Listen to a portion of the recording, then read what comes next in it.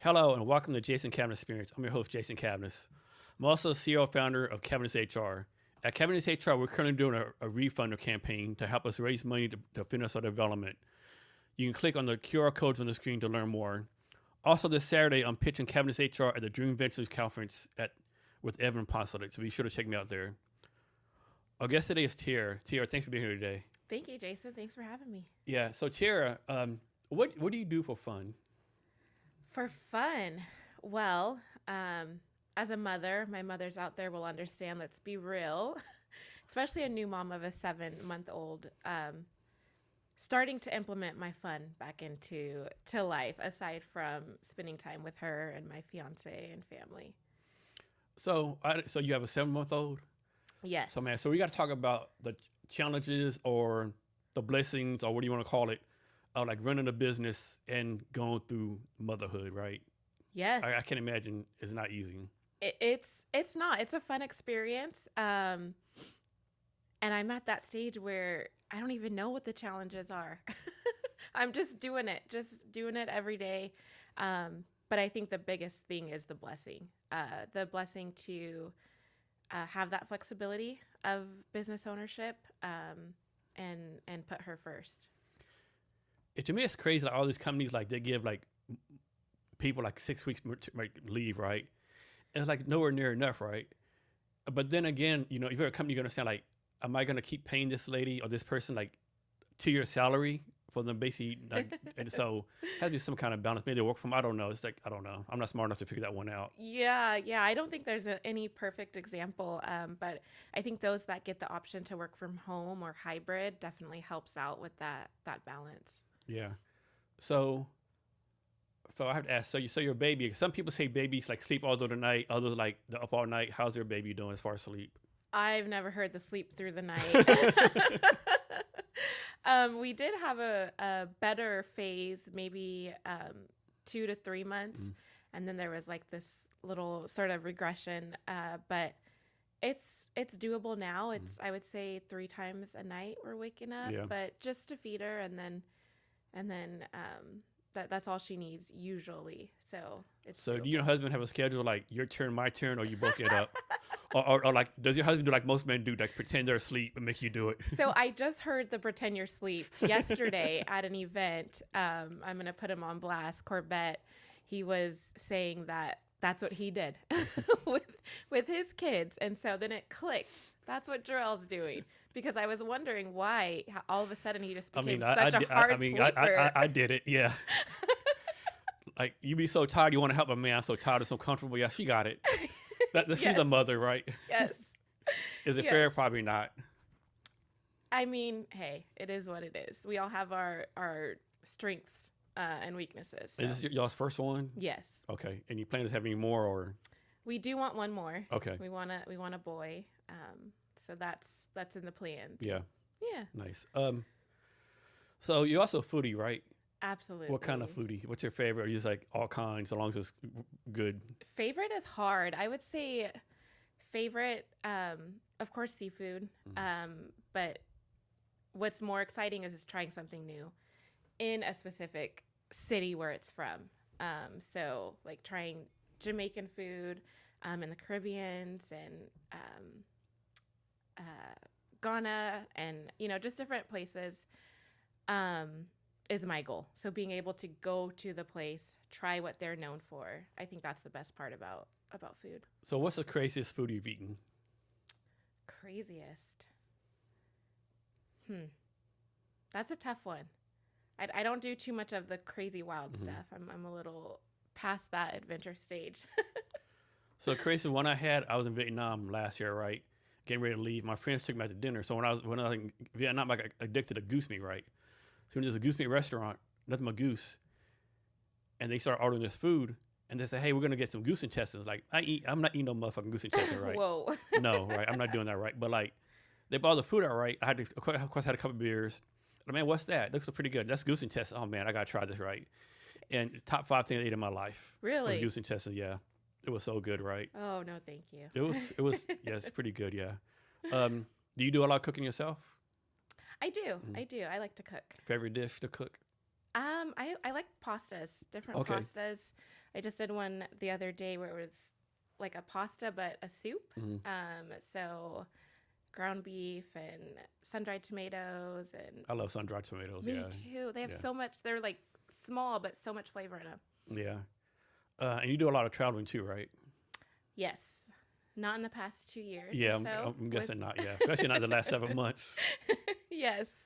And then counting, pregnancy on top of that. But prior to that, I was a nomad for 18 months. Oh wow, nice. So all I did was Like, where do you go to travel. during that time period?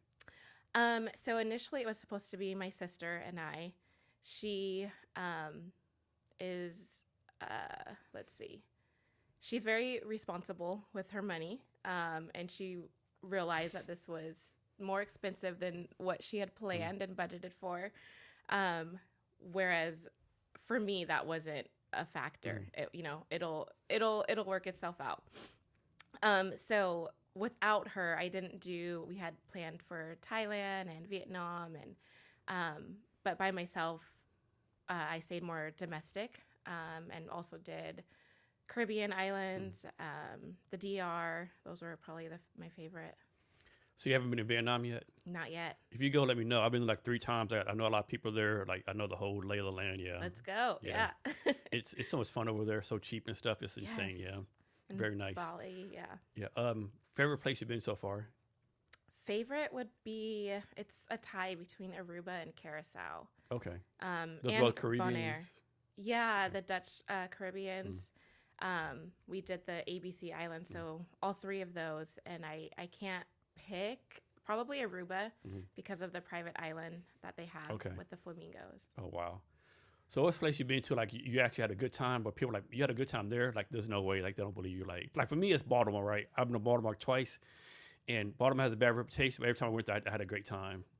I do like Baltimore, too. It was different. But I would say Israel. Israel? I myself didn't expect to have that much fun there. Yeah. But it was more lively than I thought it would be. Nice. Any bucket list places you haven't been to yet? A lot. I mentioned Ghana earlier. That's on the list. And Dubai is up there too. Yeah, I know people to go to Dubai. Some say it's the best thing ever. Other people say it's like a big mall. Like it's like, yeah, I don't know. I hear both of that. Yeah. My go-to bucket place is kind of weird. I want to go to Norway for some reason, right? Interesting. Yeah. I don't know if it's because the Northern Lights, the cold, just Norway's on my list, right? Huh. I've been in the Army. I've been a lot of places like Vietnam, Thailand, Korea, all over Europe. Never been to the Caribbean, never been to Africa. Yeah, I got a lot more places to go, yeah. Yeah. The world is big. Yes. Isn't it amazing? Like, even now, so I grew up in a town called Odessa, Texas. Even now I have friends, like, they think going out of town is like going to Dallas, like 5 hours away, right? Like, get out and see the world, right? Yeah. It just opens your eyes up to so many things. Yeah. The different ways of life. Yeah. We don't have it all figured out, so it's nice to see how others are doing it. And every country I've been to, everyone's good, nice people. Everyone's tried the same thing. They want a better life for their kids, Right. Yeah, it's insane, yeah. So how old is your kid have to be for you to start traveling again? What are you comfortable with traveling with your kid? I'm comfortable now. Okay. Let's ask Jarrell that. We're both financial coaches, but in different, we have different styles. Yeah.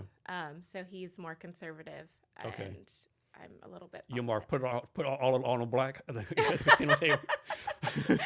No, yeah. A little more risky, I guess. Yeah. Yeah. So how did you come up with your financial philosophy as like being like, a little bit more risky than other people? Well, when I think about wealth and investing, there's a lot of risk involved. Of course, there's ways you can make it less adverse. But for me, I don't know. I've just always had that mentality. I think my stepdad growing up kind of instilled some of that into me, kind of go hard or go home. And so just bringing that into finances, which makes the financial education that much more important, so that if you are taking something that might be a little more risky, you've done your due diligence and researched it. Yeah, and you're also a dog mom, right? Mm-hmm. So how old is Cashmere? How old is Cashmere? She's 11. 11. Oh wow. Yes. So one thing I think always like is kind of curious, like whenever people have a dog and they bring a baby in the house, it's like the dog becomes so protective of the baby, right? It's almost like they think the baby belongs to It's them, theirs. right? Yeah. Yes. Yeah. We're seeing that a little bit. Yeah, it's just that's wonder to me it's like how is that? It's like science fact? I don't know, right? Because like when our daughter was born, it was like the dog's so protective, right? Mm-hmm. And we're like, man, you're not the protective of us, right? Like Yeah. what's going on? You're like, What's going on? I want to tell you the baby in the bed. And I try to pick the dog like got in front of between me and the baby. Like, what are you doing, right? It's funny. Yeah, it's definitely something scientific because even during pregnancy, my dog Kashmir was just more protective and more has to loving. be something like I don't know what it is. Yeah, it's beyond that's me. just it's interesting, right? Maybe that's how they're bred, or I don't know. But I always thought that's interesting. Yeah, it's beautiful. Yeah. So, what's your favorite place in the States to travel to? In the States, all my friends, people that know me, they're like, Vegas. Why are you thinking about it? But yeah, probably Vegas. Vegas, I yeah. think more so now that my mom has passed because that was her favorite place. So being able to go there and just And the thing with do it people for with her. Vegas, people don't get like. Obviously, you go on the weekend, it's a lot of money, but like you go like Tuesday, Wednesday, the flights are cheap, hotels are cheap. Oh yeah. Because I've been like 4 or 5 times. I stay at a hotel called the Link Hotel. Mm-hmm. And the weekdays like $30 a night, right? But Friday, Saturday, it's like $300, right? Yeah. Yeah, you have to time it right. And for me, as I get older, I don't want to go on the weekends. I don't want to go during a holiday where everyone is there. I want to go on those chill days. And you go to the Strip or the Fremont Experience? Both. Yeah. I like both. I Yeah. like Different vibes. Yeah, I like the Fremont Experience. I just wish I had the more places to sit down the Fremont Experience, right? You pretty much got to stand the whole time, you know. Yeah. That's one thing that sucks about it. Yeah. So it's comfy clothes and chill. But if you want to dress up, more so the Strip or outside of it, like Summerlin or Henderson. Have you been to New Orleans? I have. I haven't been there yet. That's on my bucket list. I haven't been there yet for some reason. It's fun. It's fun. It's busy. I don't know if I've been twice, and both times during the week. I don't know if they have that weekday chill where it's less people. At least on Bourbon Street, it's just always packed and crazy. Yeah. So, on your bio, it says trauma-informed wealth building, financial education, coaching, and consulting underserved communities. So, I want to unpack that. What does trauma-informed mean? Yeah, trauma-informed. I'm actually in a class right now called the Trauma of Money. And so they have the real definition of it. But my idea of being trauma-informed is, when it comes to finances, is being aware that there are instances that we as individuals have experienced either firsthand or secondhand that impact the way that we deal with money. And is that from like how maybe their parents talking about money or something like that, or? Yes, generational trauma is very common. There's, traumas that we experience ourselves, whether that's, thinking about and something I recommend everyone to do is to think about their first experience with money.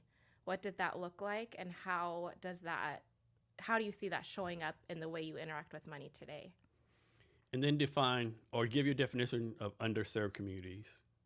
Yeah, so that's always hard. I've changed that multiple times. But I think of it as, with my mission being to reduce the racial wealth gap, I think of it as marginalized communities. And bluntly, if you look at statistics, Black communities, Latino communities, tribal communities, where they're communities that have been excluded from participating in wealth building activities.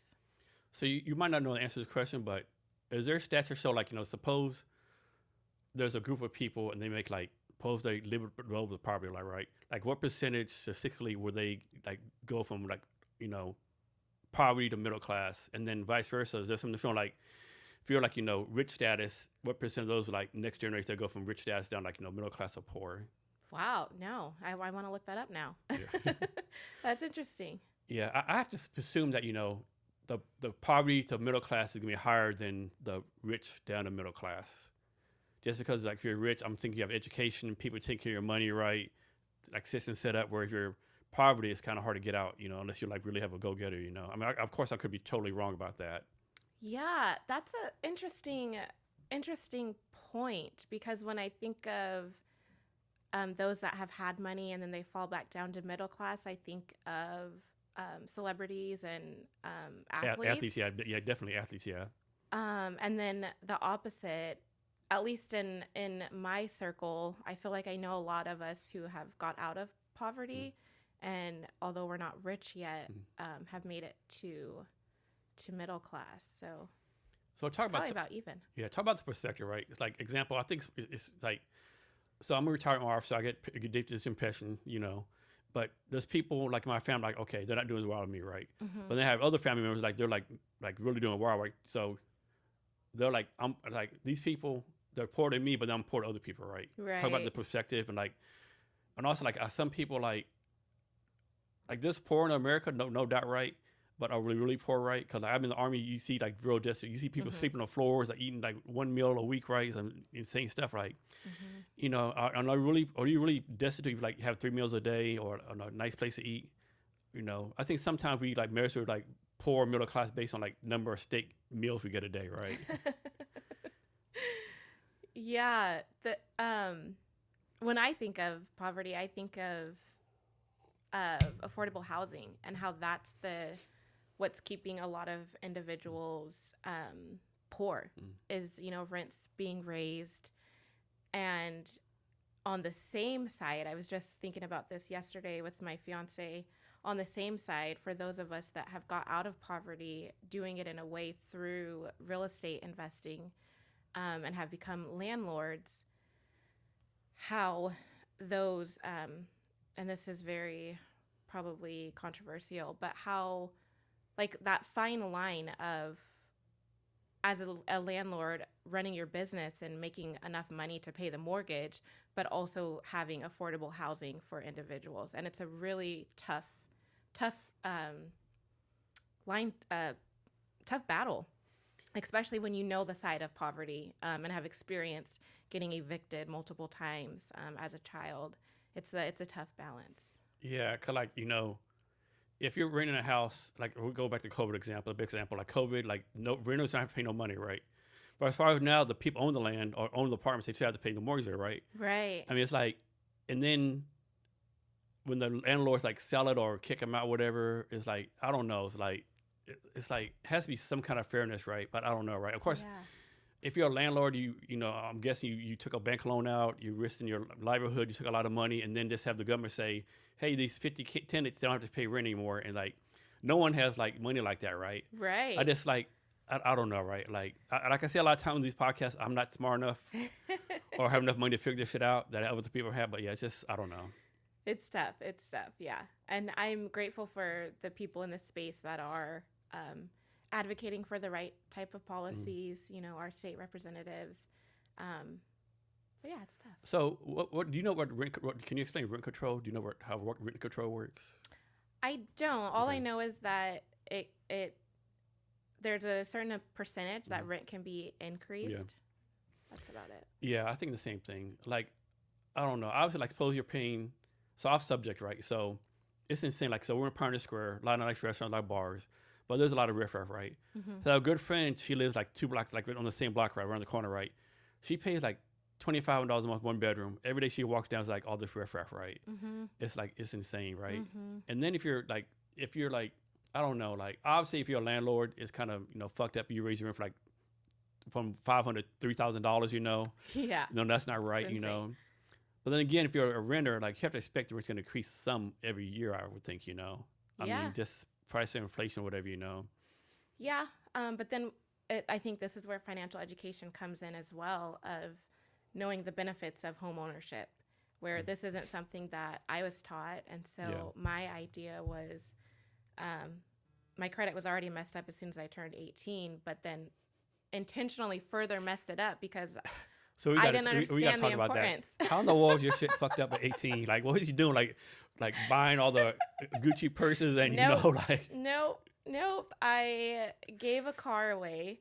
So I went to my bank and they talked me into an auto loan. Of course, I wanted a new car, not the beater that I got from my grandparents that they bought for $500. Yeah. Anyways, I gave that old car away to a family member. The next day, they wrecked it, and it ended up being totaled. So it went to a tow company. It was still in my name because we didn't do the transfer of the title. And so the tow company is calling me, asking me, how am I going to clear up this balance? And I'm like, one, I don't have the money. Two, it's not my car anymore. And, threatening to take it to collections. And again, I had no idea what that even meant. So it ended up going to collections and checked my credit report at 18 and saw that on there. And so then, ever since then, I was like, well, it's already messed up. And, I don't need credit until I buy a home. But at 18, that wasn't something that was top of mind. It wasn't something that I felt like was attainable. No one in my family owned homes. So the norm was to rent. And so that's where I think the financial education comes in. If we're being taught the benefits of home ownership at a young age, then we can make those decisions more wisely, and we won't be in a situation where we're renting and getting those rent increases. So this one is always like, I can never figure out, right? So you go to like buy a home, right? Do a credit report, and the mortgage like $2,000. They say, no, your credit's too bad. You can't get this mortgage for $2,000 a month. But then you have to go rent a place like $3,000 a month, right? But like, okay, like make it make sense, right? Yeah. And then I could be wrong, but when you pay rent, it doesn't go in your credit report, right? No. And I think that's kind of jacked up too, right? Yeah. If you, especially like paying rent like 2-3 years, like how's that not on your credit report? Right. It should be, because that's our biggest expense, right? Yeah. Is housing. And often the expense that people are going to pay first. They might let their cable or internet bill, go. Yeah. They might miss some meals, miss a car payment. Right. You ain't missing a house payment. You can. Right. Unless, my understanding is, unless you really cannot do it, you lose your job, but people are paying their rent. And so the fact that that's not reported to credit, and then you think about those, the demographics of people that rent, shows you why the credit system is that way. What's your take on President Trump's plan to do 50-year mortgages? Good thing, bad thing, or? I try to stay out of. I heard both sides of it. I try to stay out of politics. Although I know as a business owner, I should be more involved. So a 50-year mortgage? Yeah. I don't know. I mean, on one hand, it's like, man, 50 years, like no one ever owned a home. But then again, like it might incentivize people to buy homes, and then knowing, okay, there's no way when the house will not be paid off when I die. I'll just, pass on to my kids, right? So you have like a generational home that builds up equity over and over again. Like, like I like what's called old money. A lot of people have like, mansions or big houses wherever, like been in family like 4 or 5 generations is worth millions of dollars, Right. So I can see that part. But I man, can see that. And the lower payments too. But then again, lower payments, higher interest. So banks make the money anyway, I would think. Right. Oh yeah. Cause you're having it over a longer period. I'm just like 50-year house payment. I'm like, man, like shit, that's a long time, right? I don't know, I mean, and then someone floated out the idea, like, if there's a 50-year house payment, so let's do 15-year car loans, which is insane, right? But actually, I can see some goodness there. I suppose, like, a family says, like, we got to buy a car. Well, for 5 years, you only afford, like, no knock on kids, but we're going to afford a Kia for 5 years, right? But if you do a 15-year car loan, same price, you can get, like, a BMW, Mercedes-Benz, a really good car that's going to last 15, 20 years, right? So I don't know. Yeah, So affordable housing, right? Right. Not to talk politics, but we have new mayor in Seattle. From your point of view, does it really matter who's in office, like city councilman, mayor, governor, as far as like people's personal finances, or like do politicians, the left, right, whatever the case be, do it actually have an impact on people's personal finances? That's a good question. For me, I think about what funding is going towards financial education. So at Take Charge, we have individuals who hire us on their own, but we have a bigger amount of people who need assistance. They're working with us because of a grant that we got. For example, we just had a grant with Department of Commerce allowing us to provide financial education to underserved communities for free for them. And so when I think about who's in office, what are their priorities, and are they addressing the systemic impacts that we face today when it comes to homeownership? Thinking about,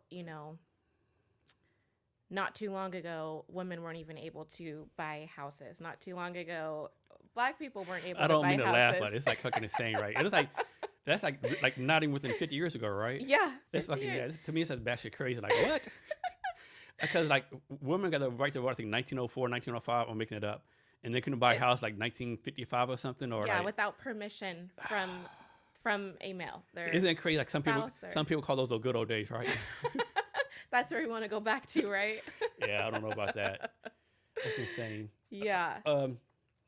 So, how like you're a business, right? You're not a nonprofit, right? You're the money making business, right? Yes. So how do you make money? Yeah. So in those two ways, so we have consulting services. Typically, business owners or people who are just busy. They might even have the knowledge on how to increase their credit score, but their just capacity is full. So what I've learned is people either have time or money. So those people have a little bit of extra money. They can hire us to do it.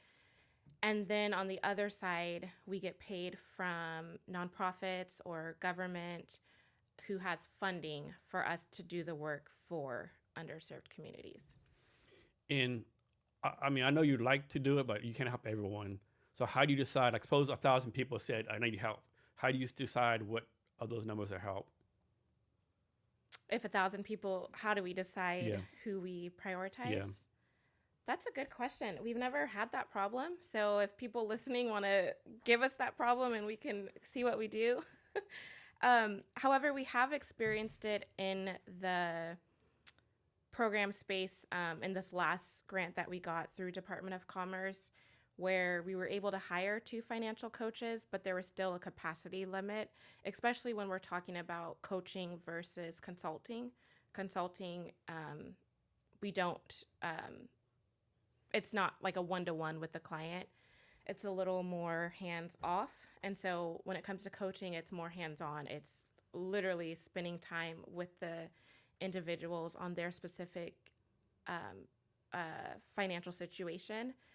And so we did have a limit of how many individuals that we could help.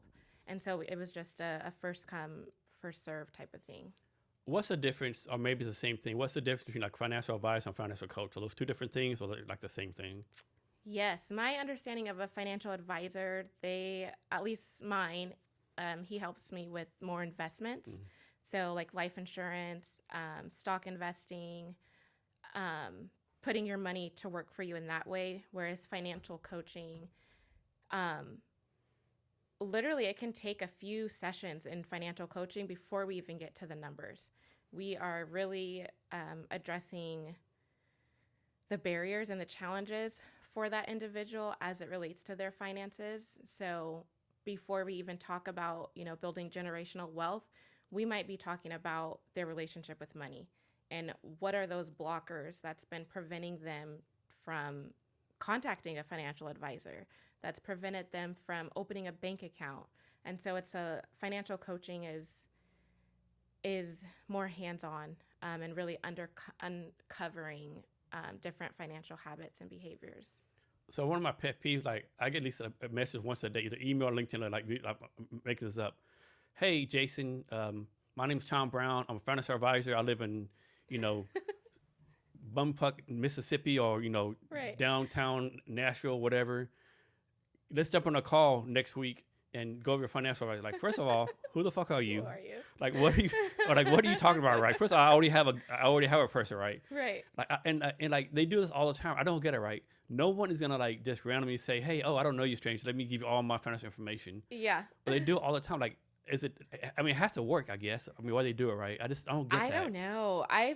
People have asked, if we do ads, and no, it's just not it doesn't sound like it will be an ROI. No. Because if I see someone, a sponsored ad saying, let me fix your credit, I'm immediately blocking them. Yeah, exactly, right? Yeah. I just don't get that, right?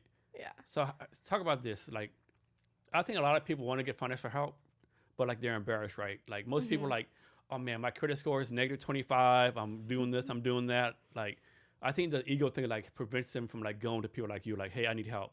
So how can people like get over that hurdle and ask for help? Yeah, that's a good question.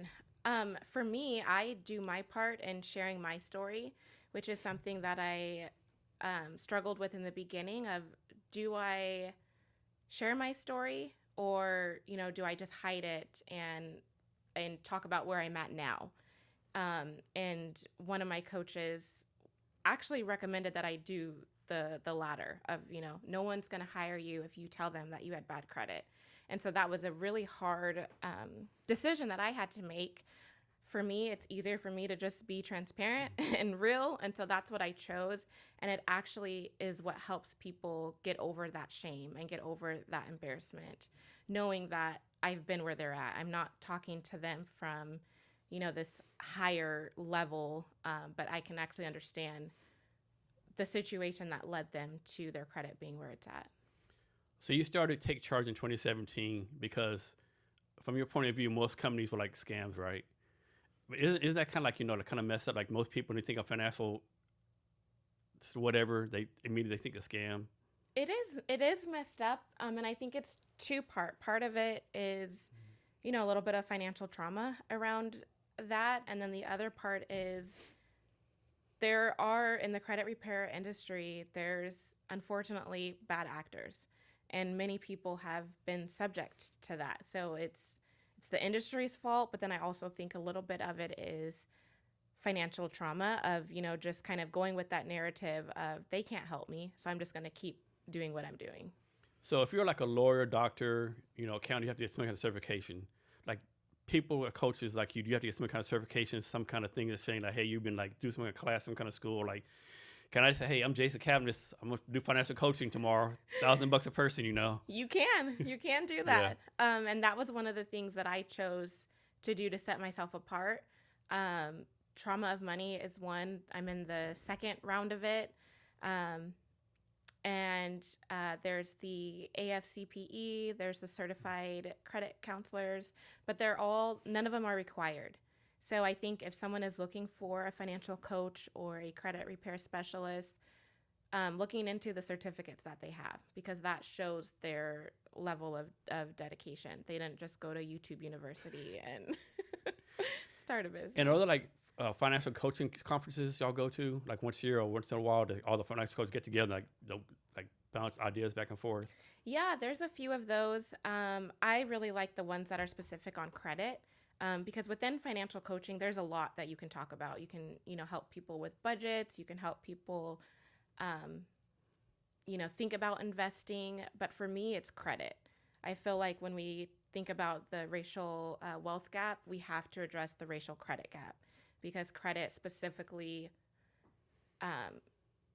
gives us ability to build wealth, unless you're able to buy a home cash or start a business with no money.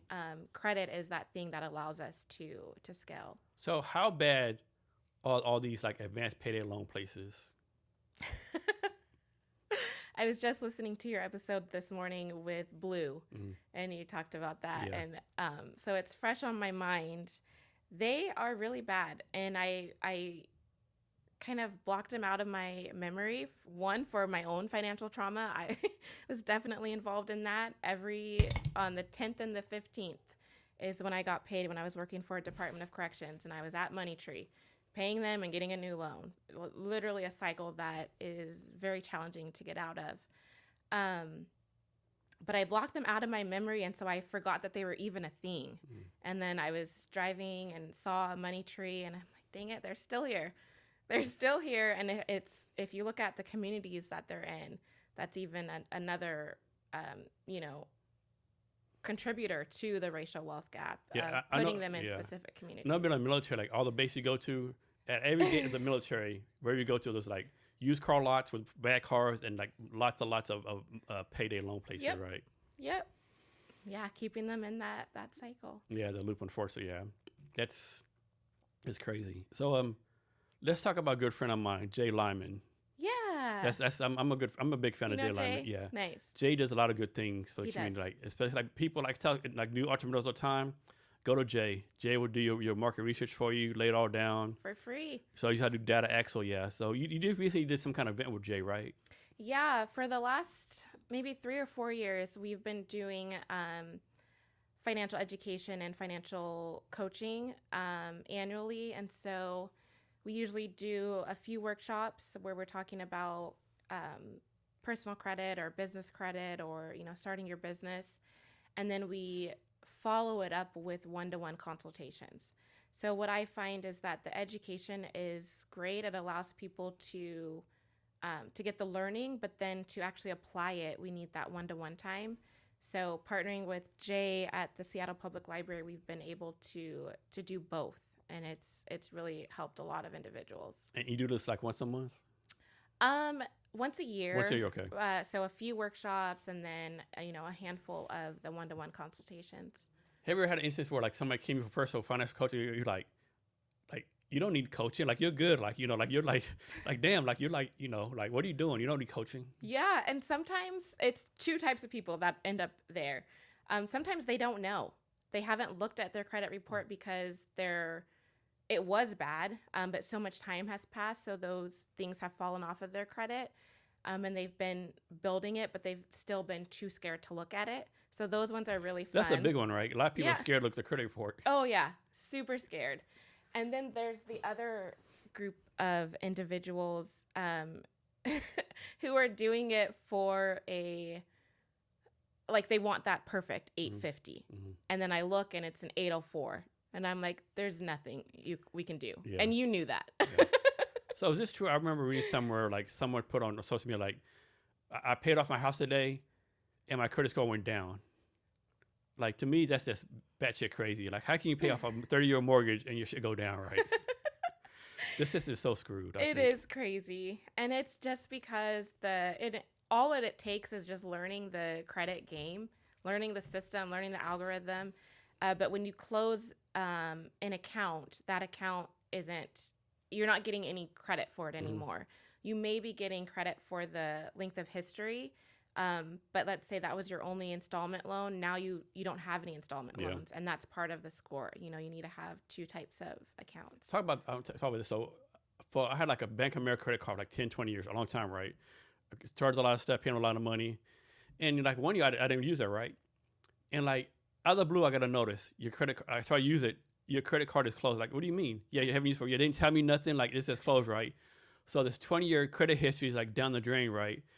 And like from this, then I'm like, F Bank of America, right? It's not just them, and I'm not rooting for them either. Yeah. But like, you can't like tell me I've been a customer like 20 years, right? Like, just I'm still mad about that shit. Yes. So what I recommend is just every few months. You can ask your credit card issuer or the bank, credit union, what their requirements are, or just every few months, just use it. Make sure that you're putting something on there. Yeah. You might not be able to answer the question. If you can't, it's okay. But is there a credit card you recommend people to use? Like Discover, Bank of America? I mean, those cost 1,000 of them. Like MasterCard, is there a better one for people, or does it really matter?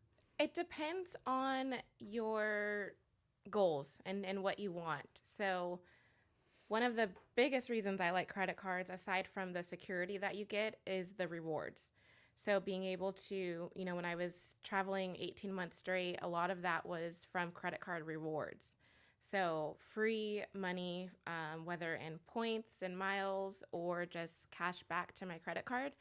So looking at the benefits that a credit card gives you and comparing that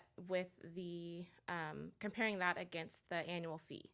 So there's some that are $500 or $600 a year that you pay to have the card. But then you look at the bonus and the rewards, and you're getting that back times 6 or whatever it is.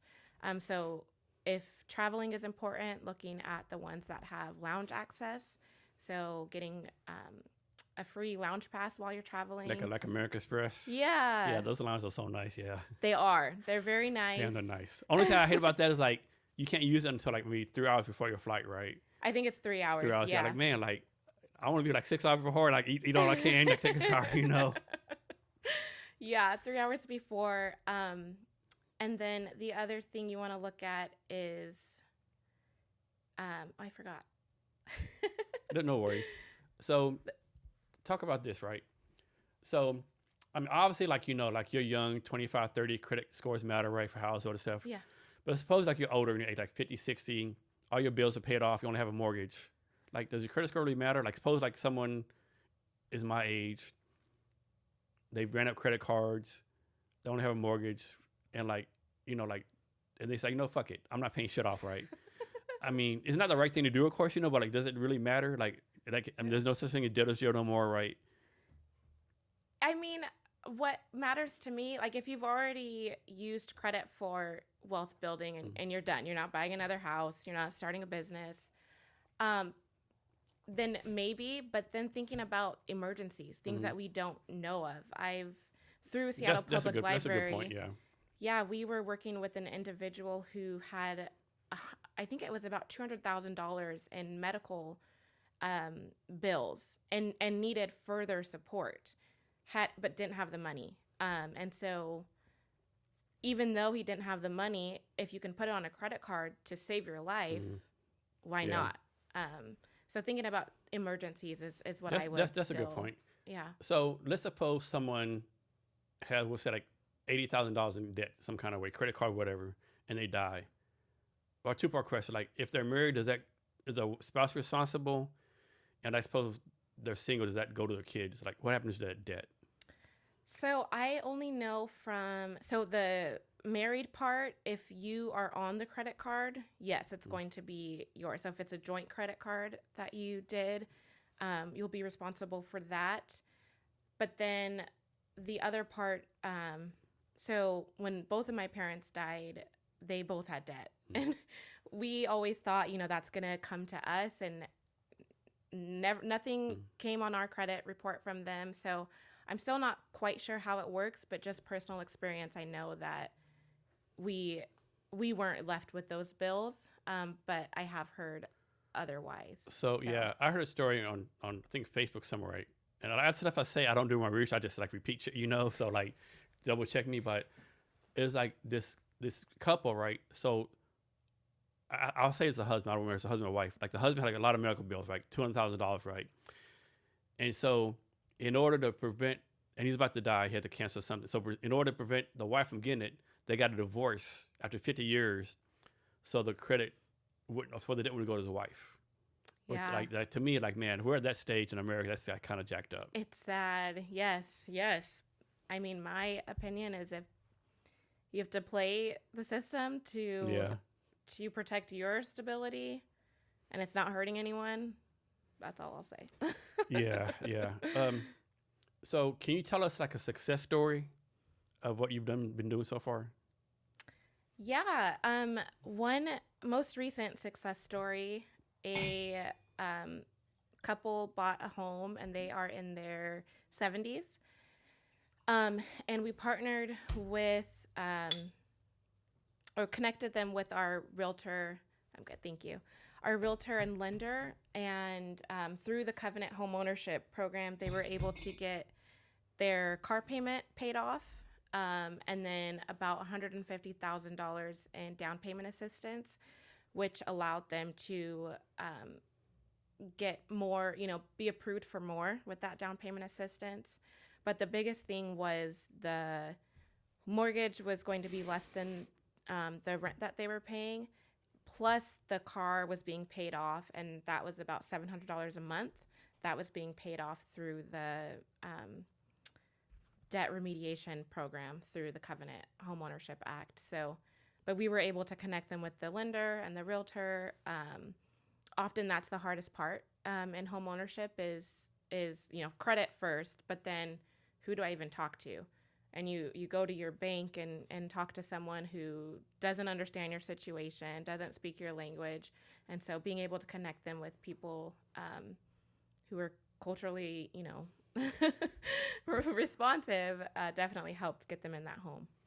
And so next one, like I don't want to use the word failure, but what's a case where like it didn't work out as good as you thought it would work out? Yeah, this happened year one of Take Charge. I was helping an individual. It was the biggest credit score increase that I have seen, and the quickest. He was his score was about a 400, and we got him up to mid 700s. And part of that was getting him his first credit card. And I checked his report. Everything was good. It was great. Let him know the good news.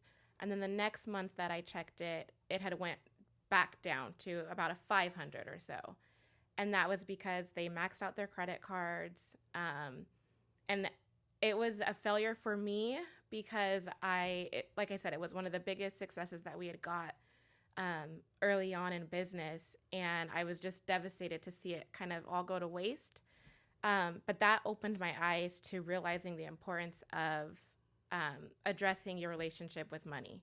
Because no matter the financial education, how much financial education we give and advice and tips and tricks and actually fix their credit, if they don't have the right mindset and the right relationship with money, it doesn't matter. So that was a learning point from that failure. So how do you change that, right? I think a lot of people are like, they want to invest and want to do the right thing, but like, man, like, do I really want to invest $100 a month in something where I can go to the club or like buy a nice pair of shoes? Like, I think too many people are like, like short-term, like set gratification, right?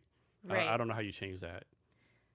I think it's addressing what led to that. So we have an exercise that we go through, and it's addressing different triggers.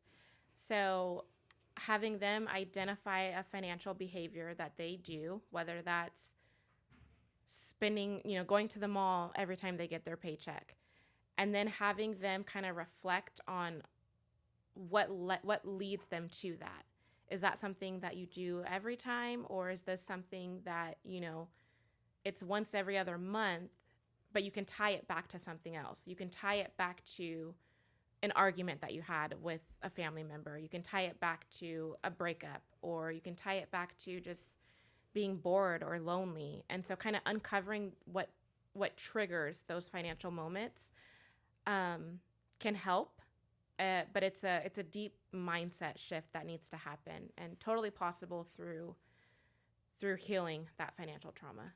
So I know a lot of schools get criticized for not doing financial education, but is it really the school's place to do that? It shouldn't be like the parents? And of course, the parents are not skilled to do it, right? Like, who should be doing that? Like, people say like all the time in schools, like, we need music, we need this, we need that. But like, if you had everything in schools, it'd be like they would never leave school, right? So how do you prioritize that? Well, I think finances impact so many different areas of our life. I think it should definitely be taught in school. I'm a huge advocate for that. And of course, in the family. But when you think about the generational trauma, the things that we have seen through, redlining and predatory lending, we can't expect our parents to teach us that when they don't even know it.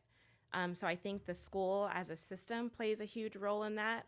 But then when we think about, the system being designed in a way on purpose, it makes sense why they don't teach it in school. If all of us were learning, the benefits of having a checking account, the benefits of homeownership in school, and then we all get out and start building wealth, who's going to be the employees in these different positions that we need? So I think it's designed intentionally for it not to be taught in schools, but it should be. Yes. Talk about this article you did for South Seattle Emerald. Yes. So that was, I don't know, maybe 3 years ago now. And it was highlighting the need for community to invest in financial education.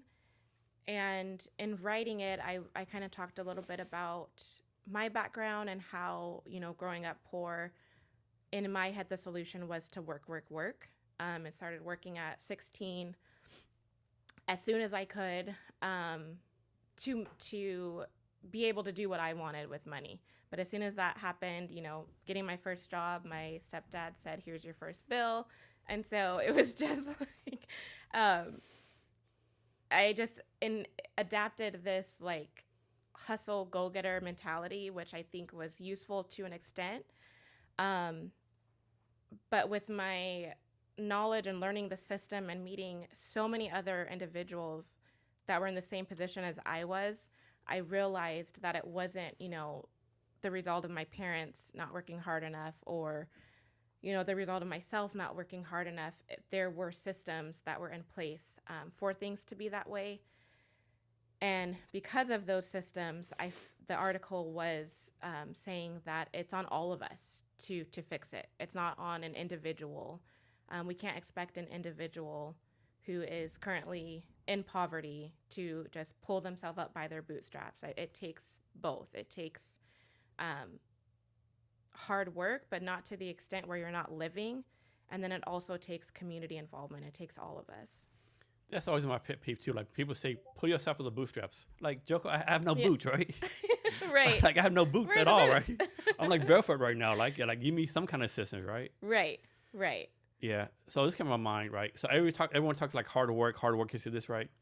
And someone did a post on this or somewhere on social media. They said like, if hard work was the best thing, the donkey would own the farm, right? Right. So you got to hard work, but you got to have some luck. Some you got smart work too. Some people, it has to be the whole 9 yards. I know so many people like work hard, like they're still like, yeah. Yeah, and then think about the impacts that has on your health. Yeah. Stress is, the biggest killer. So. It is. So what does success mean to you? What's your definition of success for the personal, financial, professional, whatever the case may be? My definition of success is having harmony with work and life. So we hear the work-life balance, and a friend described it in a more positive way as a harmony between the two. And I that still sticks with me today. So being able to contribute to society and the work that you do, while getting paid for that, and then but that's not the only focus. We also need to live. So whatever that looks like for you, I think success is dependent on the individual. And so we can't call it what we see it. For me, it's part of it is building wealth, but that looks different for everyone also. They don't, not everyone cares to own a home and be building equity when their marriage is suffering. So thinking about both ends, like what are you contributing to the world, and what are you contributing to yourself? So why do you think there's some people out there, mentality is like, make money, nothing else matters. I'm a millionaire today, I need a billion tomorrow. Other people are like, I pay my bills and I'm good with that. Why do you think so many people have like different mentalities as far as like that kind of stuff? Yeah, that's a deep question. I know for some that have been impacted by our justice system and have spent years and years and years incarcerated, upon release, it's this feeling of so much time that they lost. And so much time that they didn't have the ability to make money. So when they get out, that's the number one focus. It's kind of making up for all of those years. And then for others, I think it's growing up not having anything. And so you replace that with wanting it all. Is it ever too late to get your financial matters in order? What was that? Is it ever too late to get your financial stuff in order? No, not at all. The story that I shared of the couple buying the home, they were in their 70s. Oh, wow. Yeah. So then when you say 50-year mortgage, I'm like... That's definitely how to pass it down to the next generation thing. Yeah, no matter what, yeah. And so do you see, obviously like most people like pass stuff to their kids, but do you see like people passing out kids and they're like, okay, I'll pass to my kids and also to my grandkids? I personally haven't seen that. I would love to. As far as personally, my family, we have a few homeowners, so we haven't had that, that wealth transfer from even one generation to see it go that deep to another generation would be beautiful to see. So you already answered this kind of before, but like, what is the core problem that you solve? The core problem, I have two in mind. I guess they relate to each other, but the inability to build wealth, I think that's the core problem. And then the solution is focusing on credit and entrepreneurship, as well as that relationship with money. So two-part question. First is like, how do you get your customers? And then two, like, why should they pick you versus someone else? Very good question. So when it comes to individuals that are hiring us, it's 99% word of mouth. So either a current client or a previous client or a family friend, people in the community like Jay or, other organizations that refer people to us. So that brings about that trustworthiness. And the reason I'll say not why they should, but why they do choose us is because, one, they've either dealt with a shady credit company in the past and didn't get results. And then the other reason just being our credibility. One, it's they're getting referred to someone who's either firsthand got results from us or knows about the success that we've been able to get for people. And so they have that credibility. We're out in community. We're at different events supporting, other organizations. So they see that as credible as well. And I think those are the two reasons. And we're just very transparent. Credit, when you're fixing your credit score, it's a process. And so never do we say we're going to get you an 800 credit score next month. We're very real about the process, so they know what to expect. We let them know, what we need from them and what we will do. And I think that, creates that clear that transparent communication that makes them feel like it's the right company to go with. What's been your youngest client? Like, do you do this like middle-aged kid, like middle school kids, elementary kids, or like they have to be like 21 and above? For those that hire us on their own, I would say the youngest is maybe 21. But we have done community work where we're doing like a workshop or a one-to-one coaching with youth. So maybe the youngest has been 15. So talk about your workshops. Like, I guess you have different kinds based on different criteria, different economic situations. Yeah, based on the organization that's hiring us. So figuring out, what their needs are and then who the audience is. So in that last example, if it's youth, we're definitely tailoring it. It's a completely different workshop versus if it's an organization that's hiring us to teach business owners. And those are kind of the two main groups that we work with, business owners and then youth. And so, and then I like to just personalize it for each audience. We just did one on Sunday to a group. It was called Women in Faith. And so that was more customized where we're bringing in scripture, whereas that's not going to be one in a corporate business setting. So another two-part question. Like, first part is like, how long do your clients like usually stay with you? Like, is a time limit? Okay, you've been here for 3 months, you got to go, or like, and then like, has been time where like, hey, like you've been with 2 years, your credit score is still negative 200. Like, we might want to move on, right? Because you're not doing this, right? Yeah. Yes. At that 1 year mark, people should be on their way. They should have a high enough credit score to do whatever it is, whether that's buy their home or whatever their goal was. For some people, it's just getting a car. But that year mark, because one thing I heard was people were coming to us saying they've been with this credit repair company for 3 years or 4 years. And knowing how it works, that's unacceptable.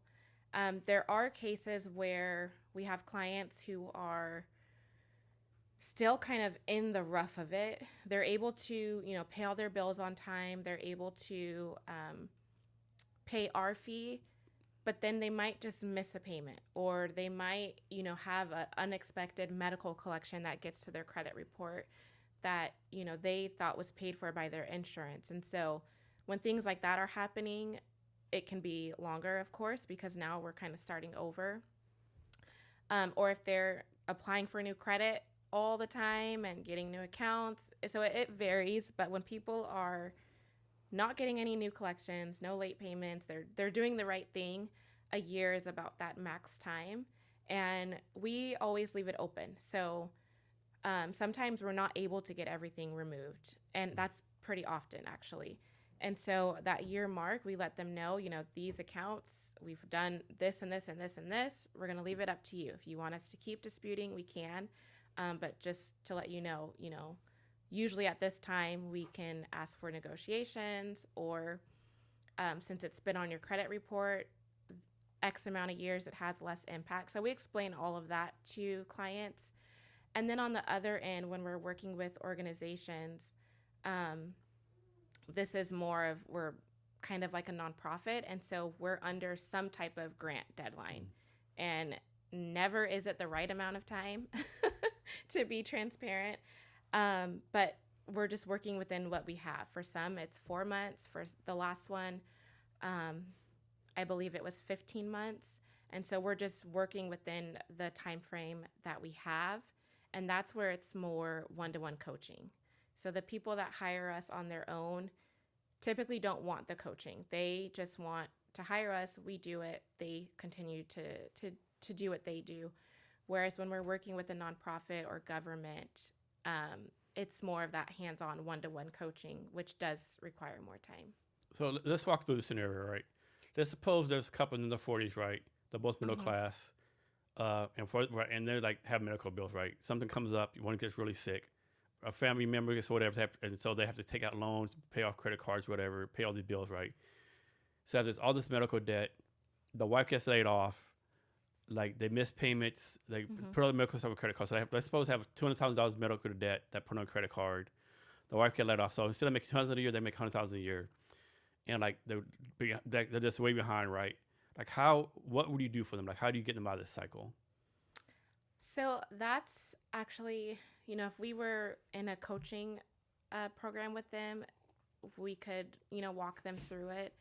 But if that person was to schedule a consultation with us, there's not much we can do. We can look at their credit report and see what other options there are.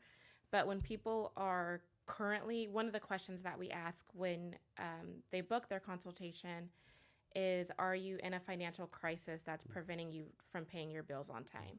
Because the last thing we want to do is have someone paying us versus paying for their medical or paying their lights, And so that's one question that we ask, and we'll see if there's different alternatives. Maybe we do have some grant funding over here where we can do one-to-one coaching, but if they're trying to hire us for credit improvement and they're currently behind, it's not a good fit. Okay. And then like talk about this, like man, I got brain, like I forgot, I'm sorry. So next question, what's like some of the biggest barriers that keep credit access unequal? The biggest barriers to keeping credit unequal. I think we touched on it. The renting reporting. Yeah. That's huge. The redlining back in the past, stuff like that.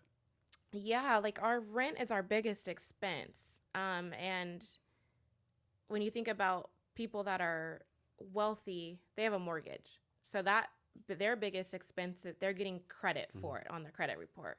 Whereas others who are renting are usually in, our lower income. And so I think that's the biggest barrier of not being able to have your biggest expense report to your credit report for good. As soon as you get evicted, yeah, that's going on your credit report. But your monthly payments that you pay every month on time, you don't get any credit for it. Now, there are services that are starting to come about that will report your rent for you. I've seen those not always work out the best, where it'll report to your credit report negatively, even though it's not. And so that's something, I think they're getting better, but it is an option. You can do that for a small fee. But then my question is, in the different algorithms that we have, the FICO scores, are those calculated the same way? Because a lot of the different, the FICO scores that lenders use don't even calculate those types of accounts. So I could be wrong, but I think the United States only place with credit reports, right? Because I've been to Vietnam a few times. I've been to places. There's no credit check. Like I just pay, right? Is that just like an American thing? Just credit scores? I want to say Canada does, but when I was in the Dutch Caribbean islands, in Curacao, I was explaining, the bartender asked what I do, and I'm explaining to her, and she was so confused. She's like, we just save up and then buy a car. We just save up. We don't borrow money if we don't have it. So I think it is a more Western idea. Yeah. So how do you make all the stuff you do like kind of engaging for people? Like, because finance is kind of boring. So Yeah. I'm sure you like do some fun stuff. Like, how do you keep engaging for people? I've learned that people like to talk, and there's actually a lot of healing that comes within that too. So to make my educational, whether it's a one-to-one session or a workshop, to make them more engaging is interacting with the audience. So sometimes I'll incorporate a game. When it comes to credit, I like to do myth versus truth.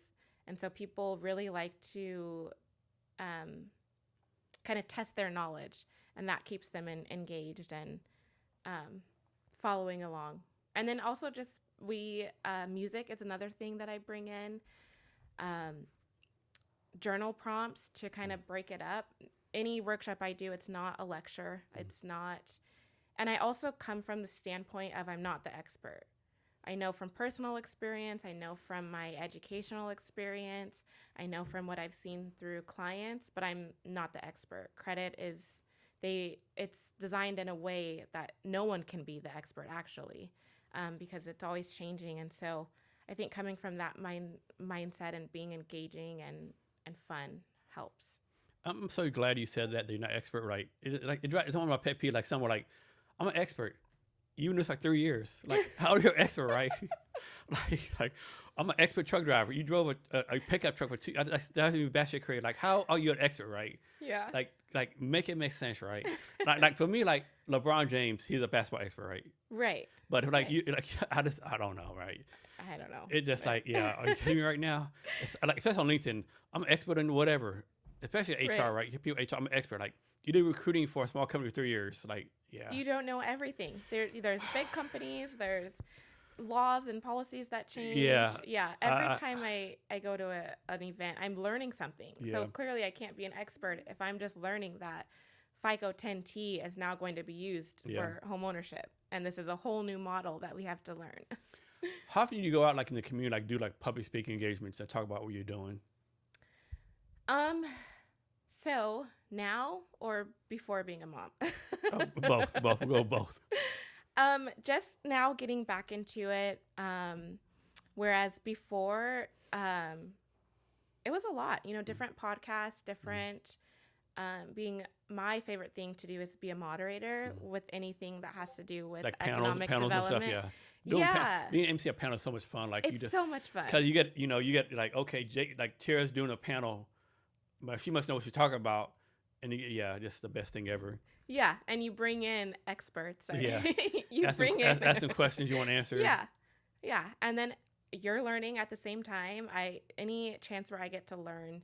But yeah, so moderating panels, hosting workshops, used to be, I would say, every week. And now we're just now getting back into it. Do you do anything outside the Seattle area? Like, do you ever go like Dallas or Memphis or anything? Or is that basically like Seattle area focused? As far as speaking engagements, I would say Seattle area down to Olympia. But out of the state, it's more so a conference where either networking or learning. So what's a money myth? You're like, please stop this. Like, please stop believing this money myth. Like, yeah. Oh my goodness. 30% credit card utilization. That's all we hear. So when I talk to people, they say, I know I'm supposed to have my credit card at 30%. And I say, no, you're not supposed to have your credit card at 30%. So credit utilization is like, is 30% of your credit score. And so the lower your credit utilization, the more of that 30% that you're getting. And so if you're leaving it at 50%, that's half of that credit utilization bucket that you're not getting. Like, how is this not public knowledge? I- Like, how? And when I explain it, people are like, oh, that makes so much sense. But I was told 30%. Yeah. And it really, it frustrates me because that's just another one of those things where it's financial education that's being distributed. And yes, 30% is better than 100%. But why are we telling people to shoot for 30%? Because when you leave a balance on your credit cards, you're paying interest. So when you think about where these numbers and suggestions come from, it's from individuals that are benefiting from it, because that's, Yeah. So let's suppose you made like the head of the economy, the head of the treasury, or whatever. What financial things do you want to make changes to? Good question. I think it would be financial education in schools, but then also addressing the systemic harm that has been done when it comes to finances. Addressing the fact that families, Black families, Latino families, tribal families have not been able to build wealth. When we compare that and the amount of time where individuals have had to build wealth, and thinking about that starting place where everyone starts at, making that more even, making the playing field more even. So for families that were part of the 2008 mortgage crisis, what are we doing to address that? And that's families of all color, right? Of all backgrounds. What are we doing to address that? We're making them hire a credit company to fix their credit when they weren't given the proper information. So maybe that looks like providing that financial education to communities who have been impacted. And I will say Washington State, with the Community Reinvestment Plan, has done a lot of work with that. It was $200 million distributed into community, and not just any organization, not just the ones that always get funded from government funds. They really focused on by and for organizations. And so I think that addresses the problem of having representation, especially when it comes to financial education. But then it also helped by and for organizations. So it helped people of color scale their businesses in a way that may have not been possible without that funding. So talk about this. And once again, I might be making this up in generalities, but I think you get the idea, right? I remember reading somewhere like, if you put $1 in a white community, it stays there like it's passed through 100 people, right? Hispanic 15, like Black community like 7 people, right? Like, how do you change that? I mean, it's like, how do you keep the money in your community? Cause like the Jewish community keeps in there. Yeah. Like, how do you change that mentality? I guess. Hopefully, I asked that the right way. You did. You asked that perfectly. And so I'm also a board member with BOBI, which is Black-owned business excellence. And this is a topic that we've talked about quite a few times, is how do we do that? And one way that we can do that is, as Black-owned businesses, asking ourselves, are we operating in excellence? So thinking about our customer relations, their experience, thinking about our processes and our operations and the customer service, all of that. Are we operating in excellence? I think that's a first critical question to ask. So look within ourselves as Black-owned businesses. Are we being accessible? Is it easy for someone to go to my website and buy something, or do they need to DM me and then have to wait a week for me to respond? So really being honest with ourselves there. And like with everything, I think there's an individual aspect and then a community aspect as well. So thinking about ways that community is uplifting those Black businesses, thinking of ways that community government is not giving us a handout, but making that playing field a little bit more equitable. Yeah, I think a lot of the business, I would say Black-owned, veteran, whatever Black-owned business, right? Now, don't get me wrong, you're like a blank-owned business. Like, you should expect your people to support you, right? But like, if you go to business and 3 times it's bad customer service, right? Or like you go to a restaurant, you have to wait 30 minutes to be seen or even recognized, and it's like, man, can you do better, right?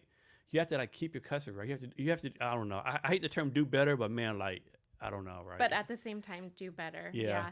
It's a tough one, because then you think about when you know, like, the staffing capacities, the cash flow issues that most businesses are facing, especially small businesses. But then for Black owned, it's 80% of them are going out of business because of cash flow. Yeah. So having that discernment of understanding the ways in which the barriers are different for a Black owned business than they are for other businesses. So having a balance of understanding that, and also doing better. Yeah. Some more time. So I actually belong to, like, I'm a member of Phi Beta Sigma, like Black fraternity, right? And like one time we used to go, like once a month, go to different, like, you know, restaurants, you know, like who, like Sigmas ran. I went to run the restaurant, right? And this Sigma had like, took 20 minutes to, like, I'm your fraternity, bro. It took 20 minutes to, like, even recognize us, right? Yeah. Go to the bathroom. There's like no toilet paper, no soap, you know, or like no napkin. Like, dude, what are you doing, right? Like, Yeah.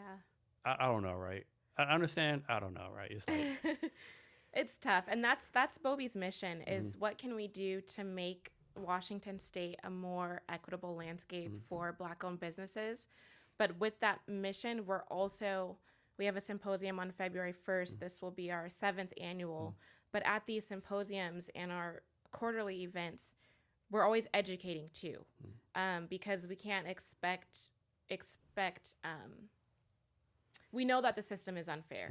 So with that being said, what can we do ourselves to make sure that our business is operating in excellence? Should everyone open a business? Is everyone like tailored or have the mindset to be a successful business owner? Absolutely not. Absolutely not. Say it again for the people in the back. Absolutely not. I think that's another thing where you need to go within yourself and ask those hard questions. Personally, I profited in business, but I didn't get to pay myself in business until about 4 or 5 years. And so, because that's one, I was really focused on operating in excellence. So making sure that all of my things were in order, maybe a little bit too much, where I wasn't focusing on revenue generating ideas activities as much as I should have. But priority for me was making sure that if 1,000 people contact my business right now, I have a process, it's all set up, and no one's going to get left behind in that process. So that was important for me. But I think when you decide to go into business, you have to be aware that that's a possibility. You know, how long can you not pay yourself? And are you okay with that? Are you okay with putting in the sweat equity, the hours, the tears, losing friendships and family members to go into business, because it happens? So I do a lot of stuff in the tech space in Seattle, and all the time people will say, like, I have this great idea, and I'm going to raise $1 million in 2 months. I'm going to do this in like 3 months. I'm like, I don't question no one's dreams, so I never say that, but I say to myself, yeah, good luck with that, right? Right. Like, good luck with that, yeah. Like, I'll check in 3 months, see where you're at, right? Because, like, entrepreneurs is so freaking slow, right? People don't realize how slow it is, right? Right. You need more money than you thought, and you need more time than you thought. Yeah, exactly. So what role should government have in what you're doing, right? Like, what responsibilities like Seattle, King County, State of Washington, federal have in, like, making sure people have financially, like, ready or whatever? I think it comes to the priorities and the initiatives that they fund. I know there's a Seattle ABC program, so they're helping with accounting and marketing for small businesses in the city. And I think it's initiatives like that that is the responsibility of the city to provide funding for. Tabor 100 also gets funding. I don't know what source, but one of them is, some type of government funding. And I think that's a responsibility of the city. There are small businesses in the state as a whole, where those dollars are going into small businesses so that those small businesses can help other small businesses, can help families. Small businesses are the glue to the economy. So I think the government definitely has a responsibility there. So talk about the challenges of financial stuff here in Seattle, right? Because in Seattle, like, we have Bone, Amazon, all this money, right? But still, all this money is so expensive, affordable housing. Like, talk about the challenges of being here in the Seattle area. Yeah. Affordable housing is one of the biggest challenges. I lived in South Lake Union 2018 to 2022. This is a nice place. It is. I like the place so much. I haven't been there for a while, but yeah, I like the vibe, the atmosphere. Yes, it's a nice place. It was very nice. But my rent was impacted by all of those big businesses. Amazon right? is buy apartment buildings, right? Like, yeah. Pay, okay, 10,000. We'll pay 10,000. No yeah. water. They got it right. I think it's crazy. I have a lot of friends that work at Amazon, software development, and like they're making big money, right? And like, man, like, and they have to have a roommate, right? Like, what the fuck's going on, right? That is true. Like, yeah. you're making 6 figures, you have to have a roommate. Like, what the hell, right?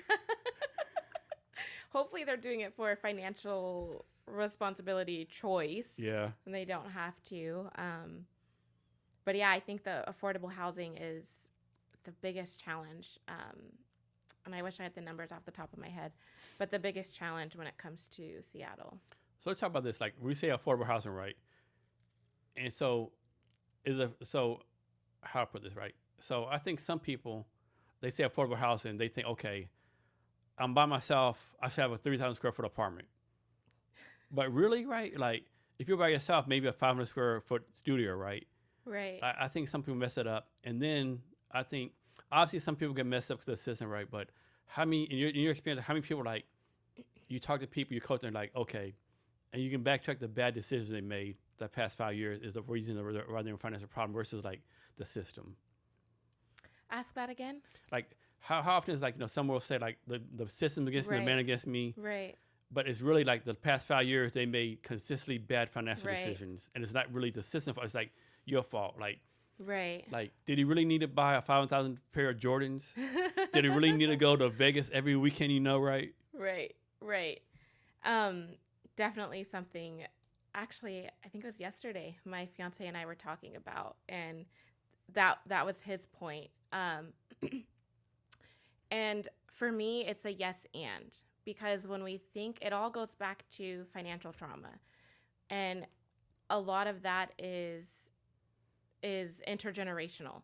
So just the fact that, maybe in my case, it was my grandparents who were part of the 2008 housing crisis. And, my grandma was they were both born in the 50s. So there was redlining, there was other predatory lending practices. So their experiences with money are what's the word? Are not the best, right? And so just through intergenerational trauma, as a descendant of them, I have a lot of trauma around money. And so although I would never buy a $500 pair of Jordans, that doesn't mean that I haven't made bad financial choices. That doesn't mean I didn't go on a trip when I didn't have the money. And part of that... What do you mean I have no money? I have a $5,000 credit limit. What do you mean? What do you mean I have no money? I have it's no limit. I have 50 checks. What do you mean I have no money? I have 50 checks. Right. So I think it's a yes and. Part of that is individual, but if we're going to look at the individual, we need to look at where that came from. I don't think anyone just wakes up and says I want to make a bad financial decision today. Yes, we have some control, but we also have to address the financial trauma that are there, because that impacts our behavior with money. Why do you think talking about finance is so taboo to even this day? Like, people, like, like, even like with families, like your family, like, hey, we're still going for Thanksgiving. What are you doing? I'm doing this, that. But like, Yeah. hey, nephew, what's your credit score? Yeah. Or hey, dad, are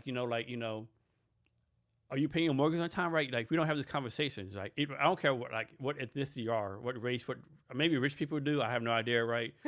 But like, how come most people don't have these conversations? I really wish I knew the answer to that. For myself, I've never been that way. I've always been really open about it. I just showed my grandma my bank account the other day. Like, I'm very open, and I think society has it's designed this way. We don't want to talk about finances. And I think part of the reason is because, when I learned about home ownership, that was from someone being very transparent about the benefits of it and literally telling me exact numbers of how much equity they had in their house and how much they were paying, and their mortgage was half of my rent while I was in South Lake Union.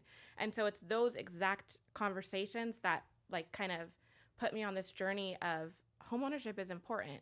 But I think society doesn't want us to talk about those things, because when we talk about it, healing comes, better financial decisions come. People see the possibility of what you can do with money, what you can do with investing.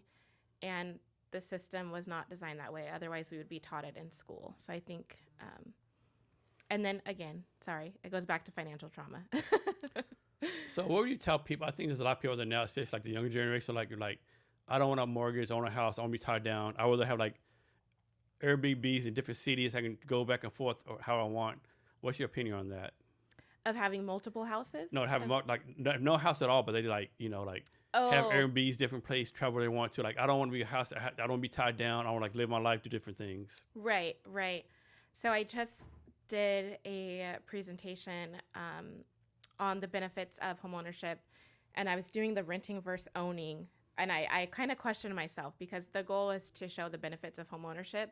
But in that, I wanted to be really real and transparent. And so one of the cons that I put for homeownership is, the how hard it is to move around.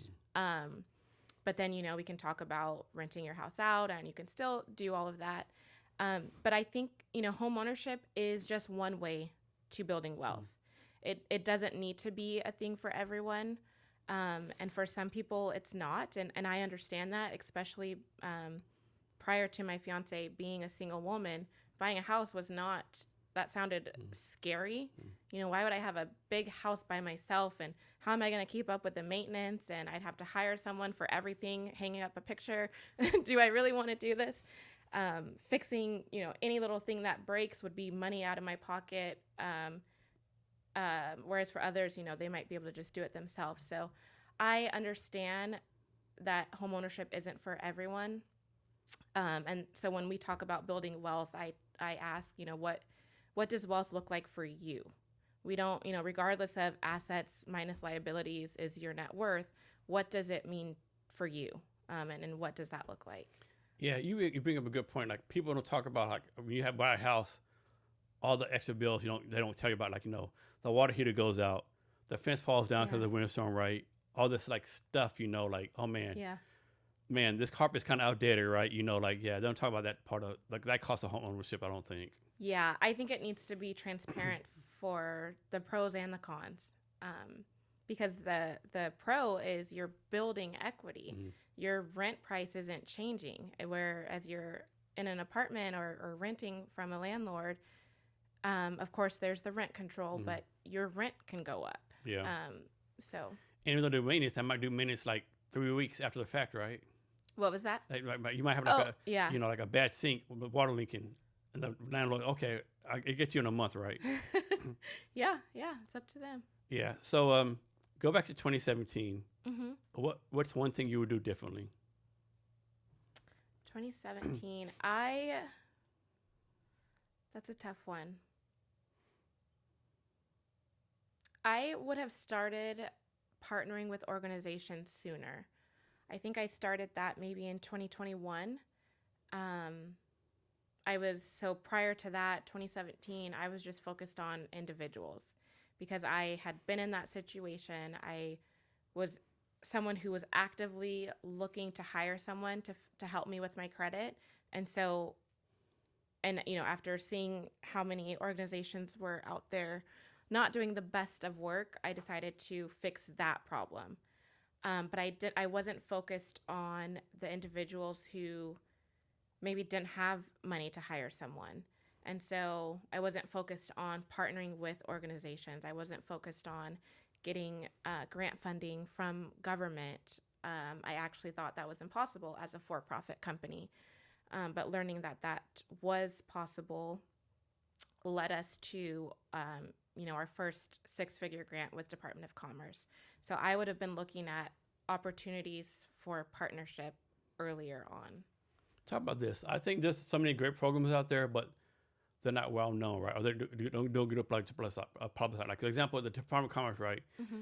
Not financial stuff. They have a program called a Step Up program, where like they'll give you up to $10,000 for you to go overseas and talk about your business in different countries, right? Wow. Yeah, I like didn't know that. yeah. I mean, of course, like they don't give you up front, but like suppose like you want to go like Thailand.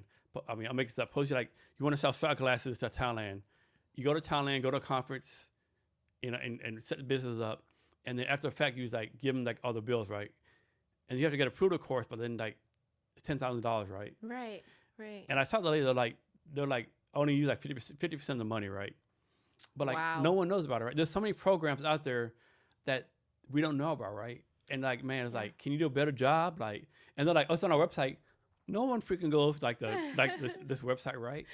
It's so frustrating, true. right? So frustrating. And one that I'll share, I feel like you have a lot of entrepreneurs that listen. I just found out about one. So when I was at Department of Corrections, there's the family medical leave. And I thought that was done. You have to be employed to do that. But as a business owner, you can pay into that so that when you need to take time off due to having a child or a medical issue or a family member is sick, if you're paying into that, then you can access leave. And I'm like, what? I never heard of that. Thank you, TikTok, for that coming across my feed. And I actually told Employment Security Department, why aren't you guys out in community? I go to a lot of community events around, that are with entrepreneurs, and we don't know about this. Isn't it crazy how much people like learn off TikTok and YouTube? It's crazy. I learned so much about TikTok, right? So much educational stuff, like a variety of stuff, right? On TikTok. Yeah. And you would think like these companies, like, I just don't get it, right? It's like, I don't understand. I don't know. It's like, I don't know because they're too old and like, I don't know, right? It's so frustrating. It's frustrating. It's very, they're government employees. They're not business owners. And so they're doing what it says on their job description. And this was one reason I left Department of Corrections too, because there just wasn't a lot of room for, even if you had a good idea, it was, this is the system, this is how we're doing it. They crush it. Yeah.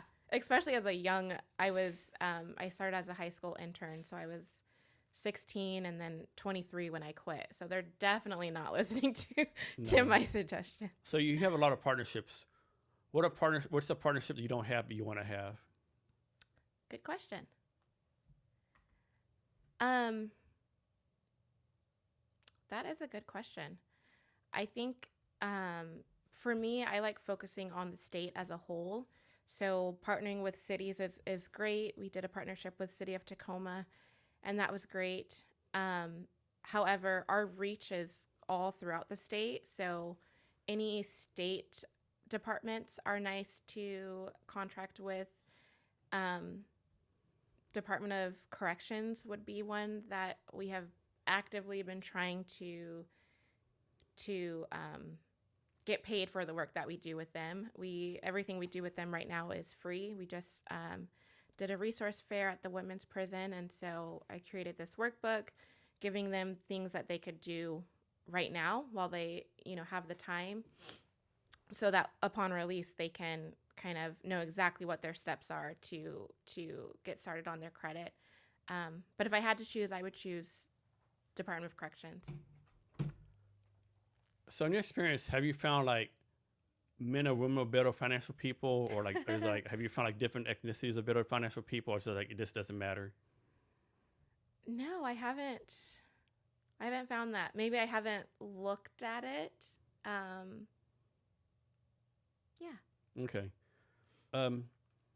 So you're talking about your company some, like go do a deep dive, like why you started it, what you focus on now, what your big dream vision is for like the next 5-10 years.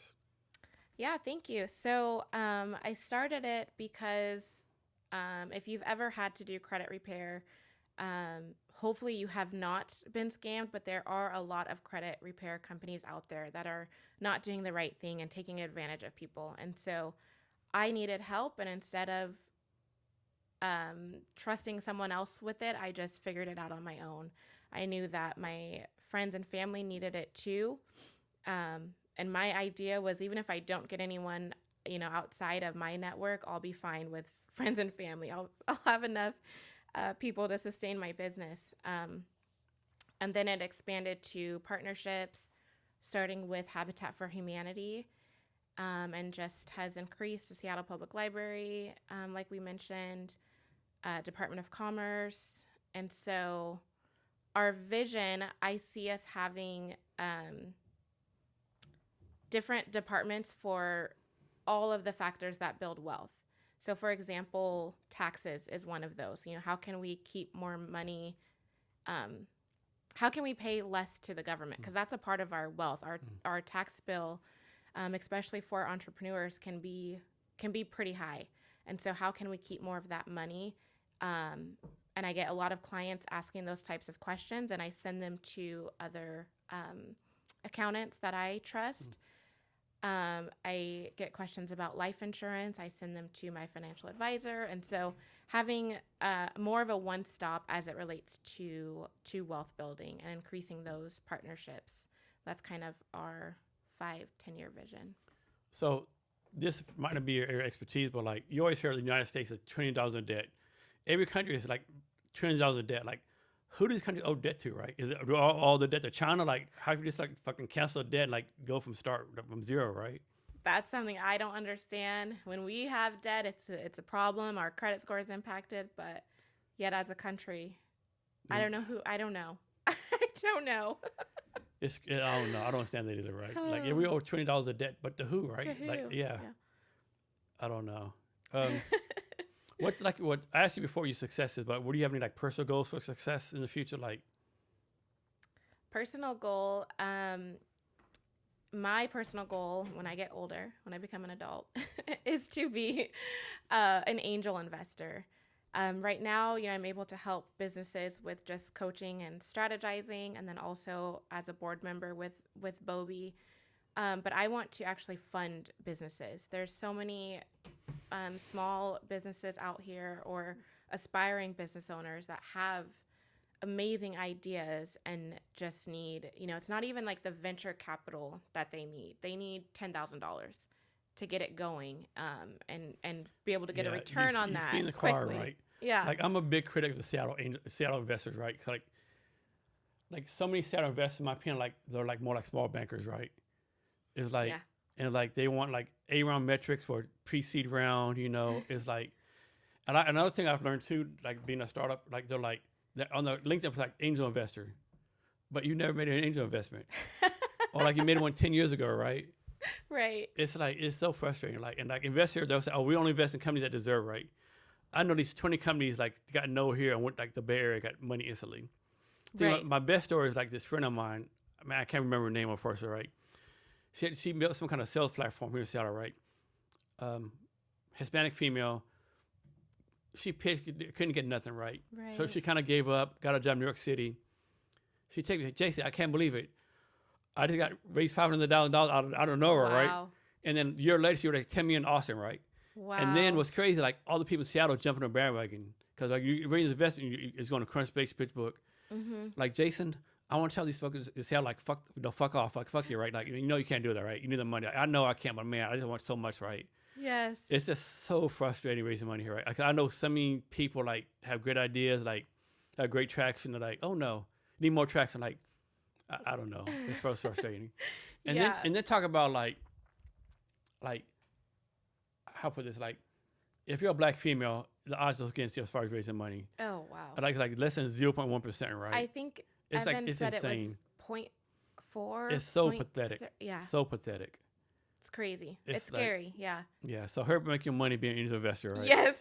That's my goal. Give me 10 years. I'll give you 5. Okay. We'll see. Yeah. I mean, there's so many like good companies, like good ideas out there that'd be funded, right? Right. And then, yeah. And did you see this meme? It was a meme a longer time ago, right? It's kind of funny, right? Some meme was like, these two people went to an investor, right? The one person like, hey, I've cured cancer. I have proof. We're okay. Next person, hey, we want to do AI for a pizza food truck. Okay, I'll invest. Oh, by the way, we're no AI people. Okay, here's some more money, right? Oh, goodness. Goodness. Yeah, it's like I don't know. Yeah. It's so frustrating. It's scary how inequitable it is in investing. Yeah, and one pet peeve on it too is like you'll see all the time like this like a VC firm. We don't invest like diversity, includes all this kind of stuff, whatever, Mm-hmm. and like everyone will be white on the page, and they'll say, we only do introductions. Like okay, like make it make sense, right? Like if there's no like non-white people on your page, like all your people are white. Like how it's like Yeah. I don't know, right? I'm not smart enough, rich enough to figure that shit out. Nope. I just want to make more money so that I can have an impact, even if it's 3 businesses. Yeah. Just do my part. And like I said, most businesses only need like $20,000-$50,000, right? Right. Like validate your product, do some like an MVP, right? Mm-hmm. Most companies don't need like $10 million, right? Right. Which is another frustration, right? You might go to one angel investor, I need to raise $500,000. I'm not quite sure how to help you with that. Yeah, we don't know either, Alexa. Like you want to raise like 200,000. Oh, yet we only give $5,000 checks. So do you want me to lie and say I need $5,000? Right. Or vice versa? Like I don't know, like yeah. It's crazy. Yeah. So supporting those I don't want to say smaller, but the lower need entrepreneurs. Yeah. Do you deal a lot with like small business credit? Like someone opens a bakery, like hey, like I want to open a bakery. I'm a good baker, but like my credit's kind of bad. You help those people out? Yeah, that's one thing we didn't talk about. So we do a lot of personal credit, but we also do business credit too. And so for like a small baker or any small business owner, we would still need to focus on personal credit. The TikTok influencers that say you can get business credit with a 400 credit score, they might be right, but do we want that type of funding? Do we want to pay, how much is that money costing us? So we start with personal credit still, but then you can also build business credit in your business's EIN. So we help them through establishing business credit as well so they can leverage that. So what's how many people do you say by yourself? You have a team of people. I have myself and then an operational VA. Okay. Mm-hmm. Okay. How many clients do you have right now? Personal and business credit clients. We are, I don't know, I would say 10 to 15. And what's your max that you can handle? That's a good question. We don't have a max. My goal is to hire credit specialists so that I'm not doing the work. But we've had upwards of 50 clients. The past 2 years, we've been almost 2 years, focusing on the grant through commerce. Mm-hmm. And so that's a whole different kind of model. And so we have a lot of room for individual clients now. And for your clients, like on average, like how much time do you spend with them like each week? For when we're doing doing the work for them, it's more of a monthly thing. Monthly, okay. Yeah, because a lot of times they have negative items on their credit report, so we're disputing those with the credit reporting agencies. And under the Fair Credit Reporting Act, they have 30 days to respond. Has there been a time when someone said, "Hey, this company says owe $10,000, but I don't," but then you found out no, actually you do owe $10,000? like quit fucking with me, right? You owe this money. Honestly, been proven to me, yeah. Honestly, I can hear it. Mm. I feel like I can hear it, Okay. when we talk to people. But at the end of the day, it doesn't matter. Okay. It depends the way that it's reporting to your credit report. If TransUnion is saying it's 10,800, but then Equifax is saying it's 10,700, something is being reported incorrectly. If the date opened is multiple dates that we see between the credit reporting agencies, something is wrong. So if they have proof of, we don't owe this, definitely we're using that. But even without that, we are going on the way that it's reporting. And there's always inaccuracies in the way that they report. Tell the points of people like once you're doing their free annual credit report. What was that? Talk about the points of people like once you're getting their free annual credit report. So we don't use that. No. It's a great source to see your full credit report, but you have to pay for your credit score so you can see your credit report, but you don't really know where you're at. That's true. Yeah. So we use Identity IQ and Smart Credit. They give you your full credit report, your credit score, and they also have a simulator on there, so you can kind of play around with your credit. Like if I close this account, like for you, you said you had one for 20 years. Mm-hmm. You can see what that will do to your score before you close it. Or how often should people check their credit score? I think monthly. Monthly? Oh, wow. Okay. My recommendation is monthly. And at the same time, having something that's monitoring your credit in the background. So when we think about identity theft, they aren't going to do it, at an optimal time when we check our credit once a year. That's leaving so much time that has elapsed. And so if you do have identity theft and then you try to dispute it when you look at your credit report, but it's been on there for 8 months, it's going to be a little bit harder to get that removed. And you also just want to know where your credit is at all times. So I recommend monthly and having something in the background to monitor it. Okay. So let's suppose you weren't doing this.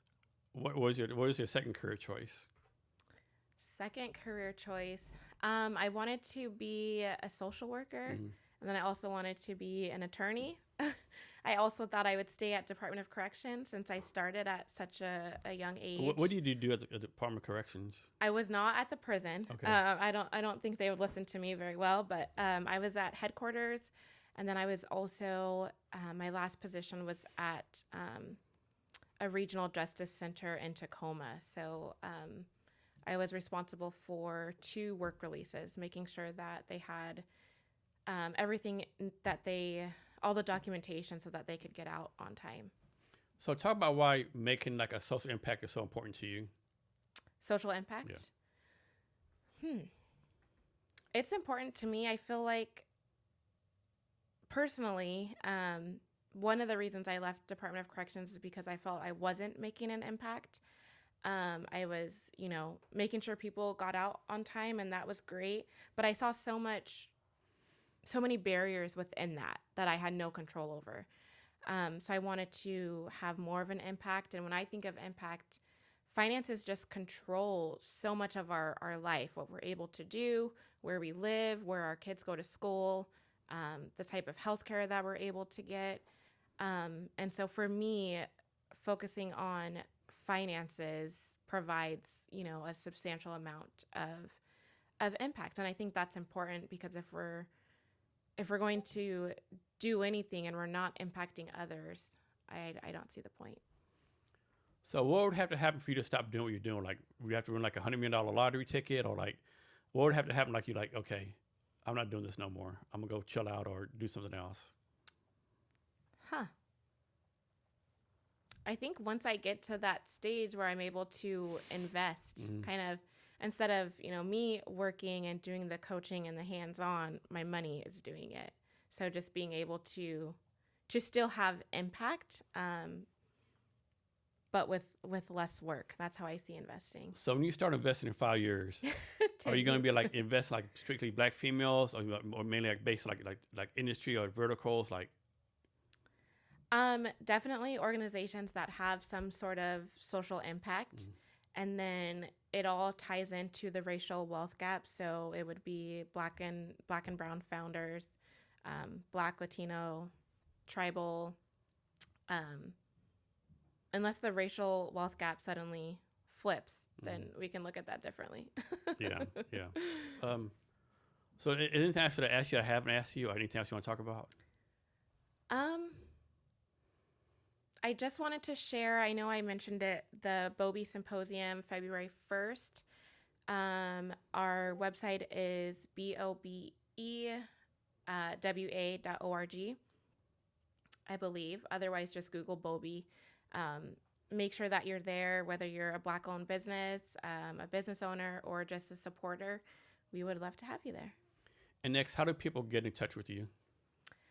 So I wanted to open it up for individuals that do need help with credit. You can just text me directly. Just text Jason, and then the number is 206-971-1269. And then I can do a free credit game plan. So just give you an idea of where you stand with your credit.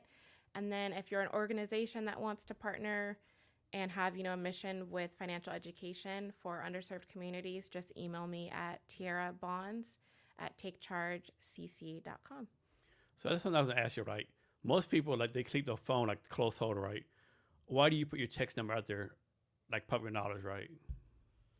I think that's one of the things that sets us apart. Most people, you can't have my text number. I don't want all these randos like texting me, right? And that's not my personal number, FYI. That's just for Take Charge. Okay. But the biggest credit repair company is Lexington Law. I think they're still the biggest. And you can't text them. So people call me while they're still paying, these big companies because they can't get a hold of them. They can't get an update. They have no idea what's going on with their credit.